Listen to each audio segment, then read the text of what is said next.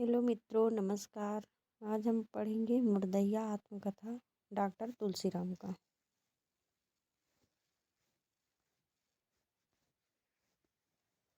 सबसे पहले हम भूमिका देखते हैं। मुर्दैया हमारे गांव धर्मपुर आजमगढ़ की बहुउद्देशीय कर्मस्थली थी। चरवाही से लेकर हरवाही तक के सारे रास्ते वहीं से गुजरते थे। इतना ही नहीं, स्कूल हो या दुकान, बाजार हो या मंदिर, यहाँ तक कि मजदूरी के लिए कलकत्ता वाली रेलगाड़ी पकड़ना हो तो भी मुर्दैया से ही गुजरना पड़ता था। हमारे गांव की जियो पॉलिटिक्स यानी भू राजनीतिक में दलितों के लिए मुर्दैया एक सामरिक केंद्र जैसी थी। जीवन से लेकर मरण तक की सारी गतिविधियां मुर्दैया ही समेट लेती थी।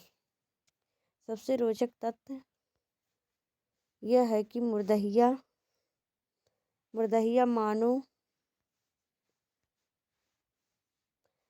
और पशुओं में कोई फर्क नहीं करती थी। वह दोनों की मुक्तिदाता थी।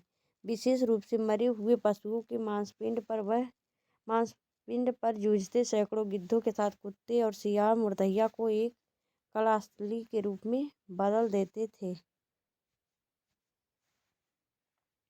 रात के समय इन्हीं सियारों की हुआ हुआ वाली आवाज़ उनकी निर्लज्जता को भंग कर देती थी।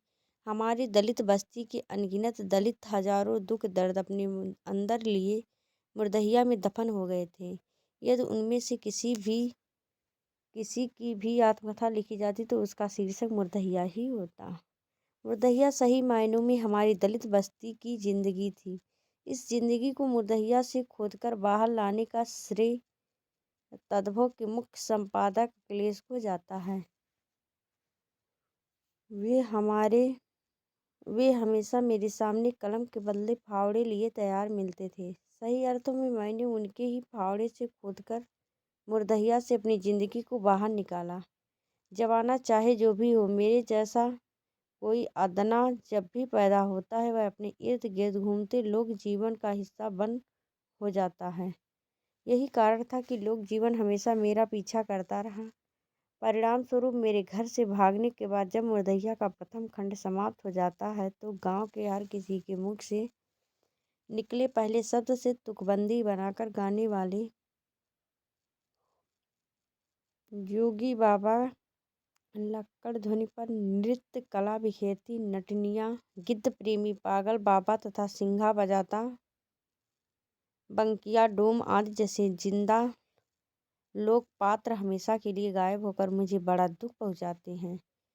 सबसे ज़्यादा दुखित करने वाली बात दिल्ली में रह रहे मेरे गांव के कुछ प्रवासी मजदूरों से मालूम हुई। 50-60 पहले की जिस मुर्दैया का वर्णन मैंने किया है वह ओड़ रुपेड़ उजड़ चुकी है। सारे जंगल कटकर खेत में बदल चुके हैं, जिसके चलते गिद्धों जैसे अनगिनत दुर्लभ पक्षियों तथा शाही सियारों और खरगोश जैसे पशुओं का विलोप हो चुका है। बचपन में दुखित होने का मतलब होता था आंखों में आंसू आ जाना। ऐसे अवसरों पर मेरी दादी आंख धो लेने को कहती थी, किंतु आज का अनुभव बताता है कि चंद पानी के छींटे से दुख की निधानी नहीं मिट पाती। प्रवासी मजदूरों से ही पता चला कि मुर्दैया से होकर जाने वाली एक सरकारी सड़क ने हमारे गांव के 3 जिले आजमगढ़, गाजीपुर तथा बनारस से जोड़ दिया है। उस पर टेम्पो के भी चलने लगे हैं। जिस तरह हमारे गांव से बड़ी संख्या में मजदूरों का पलायन बड़े शहरों में हो चुका है, संभवतः मुर्दैया से सड़क निकल जाने के कारण वहां के भूत पिशाचों का भी पलायन अवश्य हो गया होगा। जाहिर है अब पहले जैसे उनकी पूजा नहीं होती। बढ़ते हुए शहरीकरण ने हर एक के जीवन को प्रभावित किया है। भूत भी इससे छूटते नहीं हैं।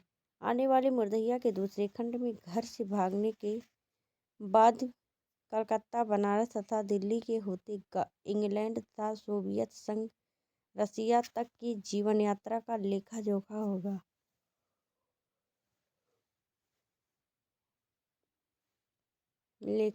होगा। मूलतः यह यात्रा मार्क्सवाद से बौद्ध दर्शन की है। राम राजकमल प्रकाशन के निर्देशक अशोक महेश्वरी ने इस बात के लिए धन्यवाद के पात्र हैं कि उन्होंने तत्वों में अब तक प्रकाशित 7 किस्तों को मुर्दहिया खंड 1 के रूप में अवलंबित प्रकाशित करने का निर्णय लिया है, जबकि आगे का लेखन अभी जारी है।